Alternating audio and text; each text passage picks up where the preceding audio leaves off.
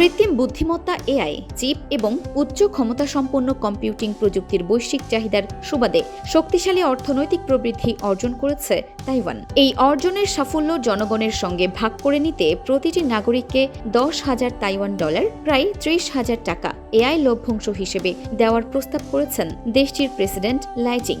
চলতি বছরের প্রথম 6 মাসেই তাইওয়ানের অর্থনীতি 14.15% বৃদ্ধি পেয়েছে। পুরো বছরের অর্থনৈতিক প্রবৃদ্ধির পূর্বাভাস বাড়িয়ে 11.05% করা হয়েছে, যা অর্জিত হলে গত 4 দশকের মধ্যে সবচেয়ে শক্তিশালী অর্থনৈতিক সম্প্রসারণ হবে। সরকারের রাজস্ব বৃদ্ধি পাওয়ায় কোনো নতুন ঋণ নেওয়া ছাড়া বা বাজেটে প্রভাব ফেলা ছাড়াই এই অর্থ বিতরণ সম্ভব হবে। আইনসভায় বাজেট অনুমোদিত হলে আগামী বছরের ফেব্রুয়ারিতে নাগরিকরা এই অর্থ পাবেন, যা শিক্ষা, পরিবার, বয়স্কদের যত্ন বা স্থানীয় ব্যবসায় কেনাকাটায় স্বাধীনভাবে ব্যয় করা যাবে। বিরোধীরা একে আসন্ন নির্বাচন ঘিরে রাজনৈতিক অবস্থান পরিবর্তন বলে সমালোচনা করলেও প্রেসিডেন্ট লাই জানান, আয় বৈষম্য দূর করতে এবং অর্থনৈতিক প্রবৃদ্ধির সুফল সাধারণ মানুষের কাছে পৌঁছে দিতেই এই উদ্যোগ নেওয়া হয়েছে। চলতি বছরের জন্য পূর্বাভাস দেওয়া 11.05% প্রবৃদ্ধি বাস্তবায়িত হলে প্রায় 4 দশকের মধ্যে তাইওয়ানের এটিই হবে সবচেয়ে শক্তিশালী অর্থনৈতিক সম্প্রসারণ।